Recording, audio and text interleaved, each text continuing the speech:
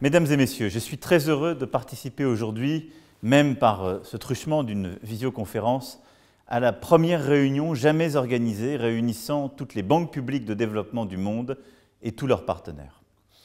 Parce que nous avons tous compris qu'il nous faut changer en profondeur et reconstruire, c'est une initiative forte et utile. J'en félicite les organisateurs et tous les partenaires du sommet Finance en commun, en particulier la Fédération mondiale des institutions financières de développement, les banques multilatérales partenaires et l'International Development Finance Club que préside l'Agence française de développement à l'origine de ce sommet. Nous venons avec plusieurs autres chefs d'État, avec le secrétaire général des Nations Unies, la directrice générale du Fonds monétaire international, la présidente de la Commission européenne, de débattre et de dégager les principes d'une action internationale renouvelée et renforcée pour dépasser cette crise et changer ce qui doit l'être dans nos façons de produire, de consommer, de coopérer, pour que les liens sociaux et l'environnement soient préservés, protégés, reconstruits. Dans la continuité de cet échange sur les principes qui doivent refonder le multilatéralisme, nous avons tenu à participer au sommet Finance en commun pour passer à l'action en mobilisant le plus fortement possible nos banques publiques. Ce sommet est une preuve que notre transformation est possible. En vous réunissant aujourd'hui, en faisant émerger une coalition inédite par son ampleur, sa diversité et son rôle de plateforme entre tous les acteurs financiers, vous venez nous rappeler qu'il est possible de construire des réponses communes, cohérentes, concertées aux grands défis globaux. Votre présence à tous l'atteste. Un consensus profond existe sur l'urgence de combattre le dérèglement climatique et sur la nécessité de construire un monde plus juste, équitable et durable. Mais aussi sur la nécessaire complémentarité de ces agendas. Nous ne pouvons plus parler désormais de trajectoire de développement sans prendre en compte les impacts du changement climatique. Nous ne pouvons plus agir pour le climat sans prendre en compte les inégalités sociales. Il y a quelques jours, les États-Unis sont sortis officiellement de l'accord de Paris sur le climat. Le résultat des élections ouvre la voie à un retour au premier jour. Nous l'avons souhaité dès les premières heures, vous le savez, nous nous sommes battus pour cela. Et c'est la preuve qu'il fallait tenir bon face à tous les vents mauvais. Je me souviens des One Planet Summit, du G7 de Biarritz, du sommet Action Climat de New York en septembre 2019 et de tant d'autres réunions internationales organisées depuis 3 ans pour sauver notre capacité d'action collective. Nous y sommes parvenus. Il y a quelques semaines, la Chine a confirmé sa disposition à avancer conformément aux engagements pris. L'Union européenne prendra dans les jours et semaines à venir des décisions structurantes pour elle-même. Le 12 décembre, jour du 5e anniversaire de l'accord de Paris, sera le temps de la clarification, des engagements tenus et à venir. Soyons collectivement au rendez-vous, maintenant, plus que jamais. Make Our Planet Great Again est une possibilité, pas seulement dans les mots, dans la réalité. Ici, il ne s'agit plus de rechercher un accord international, nous l'avons trouvé il y a 5 ans déjà, avec l'accord de Paris sur le climat, celui de New York sur les objectifs de développement durable et à Addis Abeba sur le financement du développement. Non, il s'agit de passer à l'acte, de passer à l'échelle et d'entraîner avec nous tous les acteurs de bonne volonté. Je suis donc heureux de voir qu'aujourd'hui, à ce moment très précis de notre vie internationale, vous venez vers nous avec la volonté de financer en commun nos politiques et notre transformation. Avec la capacité d'agir à tous les niveaux, multilatéral, international, régional, national et local, puisqu'il existe des banques publiques de développement dans chacun des pays du monde. Avec la volonté de répondre en même temps, dans chacun des projets que vous financez, aux enjeux environnementaux et sociaux.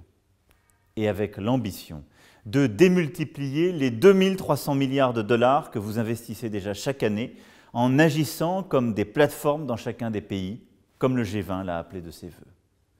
Ce que vous êtes en train de créer, c'est une nouvelle infrastructure financière publique globale qui n'avait jamais été conçue à cette échelle et dont nous avons tellement besoin aux côtés des budgets des gouvernements et des outils des banques centrales. Une nouvelle infrastructure capable de relancer l'investissement public de façon contracyclique pendant les crises et d'accélérer la mobilisation de la finance privée au service de l'accord de Paris et des ODD. Une architecture capable de mobiliser l'épargne partout où elle se trouve dans le monde et de l'orienter plus efficacement là où sont les opportunités d'investissement les plus prometteuses, au Sud en particulier. Une architecture capable de stimuler les investissements de développement durable.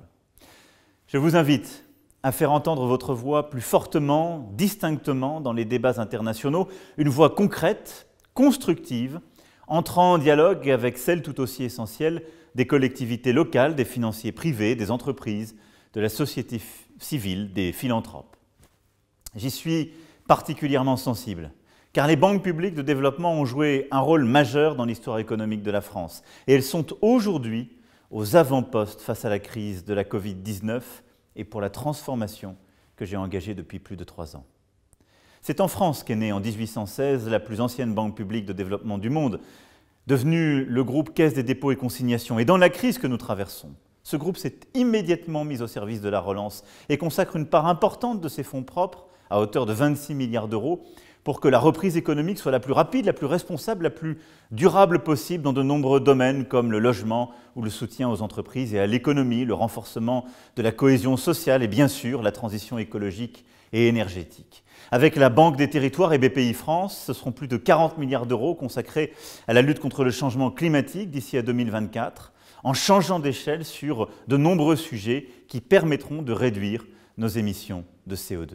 Il n'y a donc aucune fatalité et ce groupe aide un écosystème d'innovation en matière de développement durable pour qu'il se structure et pour avancer aussi en matière de prêts et de fonds propres. C'est au service de la France et de l'Afrique qu'est née également à Londres en 1941, fondée par le général de Gaulle pour être la Caisse de la France libre, la plus ancienne banque publique internationale du monde, le groupe Agence française de développement, au service du climat, de la biodiversité et des ODD, en Afrique, dans le monde émergent et dans nos outre-mer.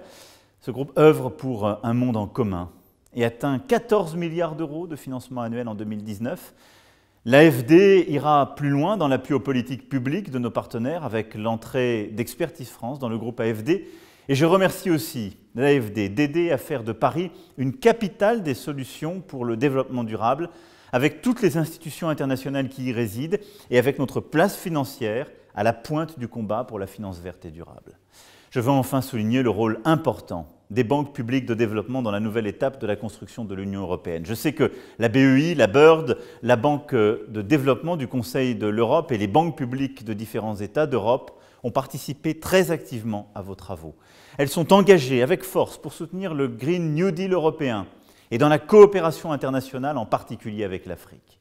Avec nos partenaires européens, nous allons transformer, renforcer la BEI pour en faire une véritable banque européenne du climat, renforcer la force de frappe des banques européennes de développement en structurant un système d'action plus lisible, plus articulé, plus coordonné. Voilà, vous l'avez compris, nos banques publiques proposent aujourd'hui de contribuer à engager une nouvelle étape du développement de nos sociétés, faite de respect, de coopération internationale, d'engagement de chacun de nos États, le local, le national, le régional aussi, du productif au social.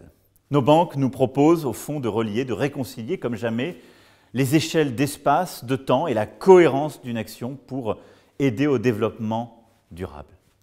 En insistant sur notre devoir de solidarité et le souci des plus pauvres dans le monde comme dans chacune de nos sociétés. Alors, je souhaite vraiment longue vie au mouvement Finance en commun que vous lancez tous aujourd'hui. J'accueille très positivement la force de vos engagements collectifs et ferai en sorte que vos travaux soient reconnus et encouragés au plan international à l'occasion des grands sommets 2021 sur la biodiversité, le climat, le financement des économies africaines, l'égalité femmes-hommes, la sécurité alimentaire. Je souhaite en tout cas que vos travaux puissent nous éclairer au G7, au G20, mais surtout puissent changer concrètement la vie de toutes celles et ceux à qui elles se destinent.